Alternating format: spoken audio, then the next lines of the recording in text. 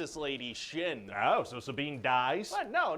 She was just impaled with a lightsaber. Yeah, just impaled. Everything's fine. What are we talking about here? That's meaningless. She's up and at him in the next episode. Hey guys, my name's Dan. Today we're going to be reacting to the Ahsoka pitch meeting, and I'm so very excited that I was right about my prediction, considering last week was a revisit for a Star Wars movie, and I just knew, somehow I knew that we were going to be diving into this particular Star Wars show. Very excited to talk about it, but first, let me get all those plugs out of the way. First off, please do check all those links I have for you down in the description below. More specifically, the pitch meeting link and Ryan George's link. There are great ways to support him, and a great and easy way to support me is by going right below this video, clicking all those buttons down there, because I always let you see future reactions that I do, but also helps my channel to grow. Without any further ado, let's go. Oh, you have a new idea for me? Yes, sir, I do. I was thinking it'd be really cool if we did Ahsoka.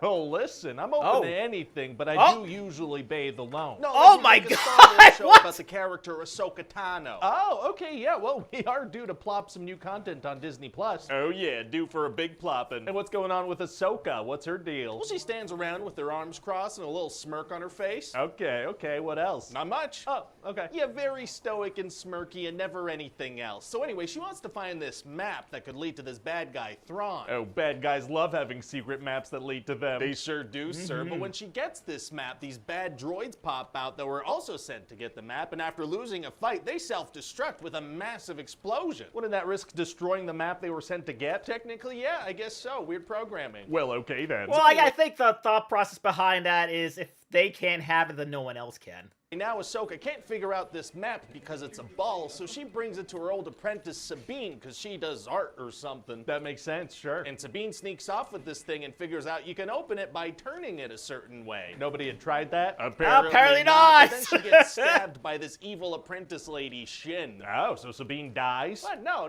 She was just impaled with a lightsaber. Yeah, just impaled. Everything's fine. What are we talking about here? That's meaningless. She's up and at him in the next episode. Well, okay then. So who was this tibia person that attacked her? Shin. What did I say? Well, Shin is the apprentice of this guy, Tibia. I like that joke. Best beard in the galaxy. What? And they rescue this lady, Morgan Elsbeth, because they all want to go rescue Thrawn, who's stuck in another galaxy. Not good. So now that Sabine has recovered from being tickled by a lightsaber, her and Ahsoka need to stop all that bad stuff from happening. So what do? Well, they freaking chase the bad guys down to this big old space hyper ring thing, but then their ship gets disabled, so they gotta fight. Uh-oh. Yeah, so Ahsoka gets out of her ship and fights these bad guys with her lightsabers. What do you mean? Well, they fire at her, so she deflects those shots, and then she kills one of them when they swoop in next to her. Pretty awesome. Why wouldn't the bad guys just stay slightly far away from their disabled ship and fire at them instead of swooping in at lightsaber lady? Unclear, but so then on a nearby planet, the whole thing behind that was Ahsoka was supposed to just take their attention and take it away from the ship, and for some reason, it worked. Managed to kill a fart. Oh, stopping a fart is tight. But then she's gonna lose a fight against that Balin guy who sends her into the ocean. For a swim? For a death. Oh no. Yes, and then she's gonna spend a whole episode in the world between worlds hanging out with Anakin's ghost. So what kind of change does she go through? Well, she learns that it's better to live than to die. Did she not know that? Apparently not, and now she's gonna dress in light clothes instead of dark ones. Oh, okay, yeah, we might as well spend an episode on a wardrobe change. But meanwhile, Sabine made a deal with the bad guys to give them the map. What? Why? We'll see, her good friend Ezra Bridger might still be alive in the same galaxy as Thrawn, so in exchange for the map, they're gonna bring her there too. So this Thrawn guy can't be that big of a deal if she's doing something like that. Well, he'll bring war and genocide to their galaxy. Yes. Oh my God. Yes. So they head over to this other galaxy with that hyperspace ring, and now Ahsoka has to figure out how to get there too. Well, it sounds like that's gonna be impossible. Actually? The bad guys have to use a giant hyperspace ring. Actually, it's gonna be super easy. Barely an inconvenience. Oh, really? Yeah, because see, giant space whales can hyperspace travel too, so Ahsoka gets in one of those. She gets inside a whale? She gets inside a whale. How does she know that this space whale's going to the exact same The spot Force! that the bad guys did? Well, she doesn't, but it totally does. Oh, well, great. So then we meet Thrawn, who, as it turns out, is a smirky blue guy with a bunch of stormtroopers. Very scary. And he allows Sabine to go find Ezra, which she does almost immediately. So he was pretty close by. Yeah, kind of shocking that the bad guys never found him, to be honest. He was right there. Wow, so they must have it was a little far away.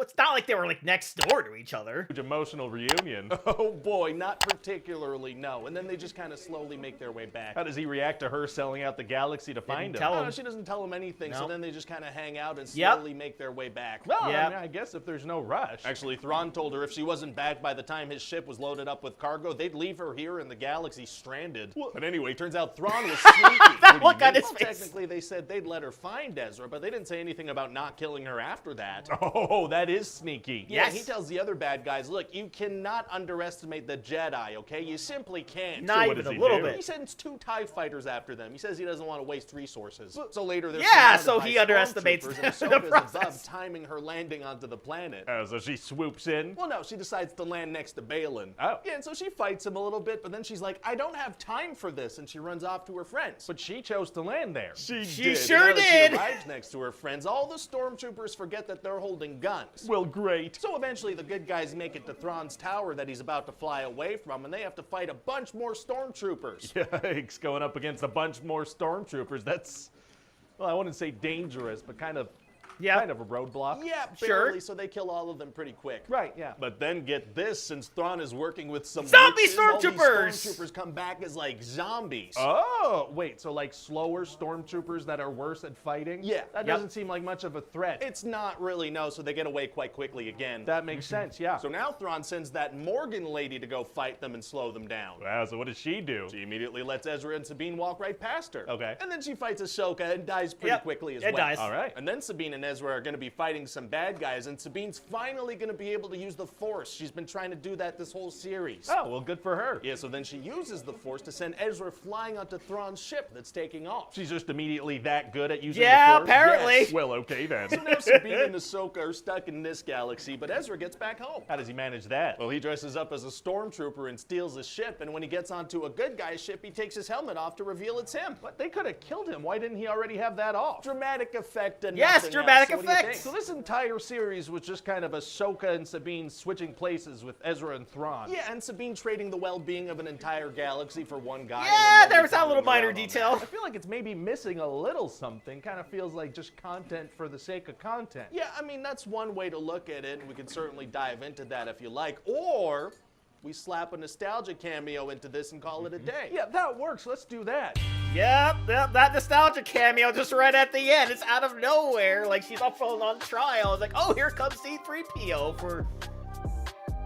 just to include him in, just to be like the whole super easy, barely inconvenience thing. But outside of all of these things, I didn't really pay attention to them too much. I just had such a great time watching this show. I mean, you had fantastic lightsaber battles, you had ship battles, you had space whales, you had the return of Anakin Skywalker, you had a bunch of different flashbacks from when Ahsoka was in the Clone Wars, so we actually got to see live action Clone Wars, you know, the Clone Wars, the show put onto here. That was freaking awesome. And just every time that Hayden Christensen was on the screen, it really made me really miss him as Anakin Skywalker. I know during the time when he was playing him, he kind of got a bad rap for a lot of things that he really didn't deserve. I thought he did a great job as Anakin Skywalker, and to see him return and to see almost how happy he is, just sort of just like just in those scenes, like he can't help but smile, right? Like especially at the end. I know like he's supposed to be smiling as he's looking over Ahsoka when she's on that planet, but he definitely looked a lot happier to be a part of this project. All those scenes with them fighting against each other. And, you know, like I said, stuff with the Clone Wars and then stuff at the end. Like, every single time we saw Hayden Christensen on the screen, I was so happy because he looked so happy. So that will do it for me here. Comment down below, let me know what did you think of Ahsoka. Please leave a like if you enjoyed. Please check all those links I have for you down in the description below. And lastly, and most importantly, I want to give a huge shout out to all of my $5 supporters on Patreon. Cruising, Wolverine 310, Jordan Bird, Kester Krodich, Amber K, Raymond Bright, Chris Curtis, Haley Machinardi, Ann Perry, Larka, Fox Cacophony, welcome back Leo Harris, and Morgan Page. And I will see you guys next time.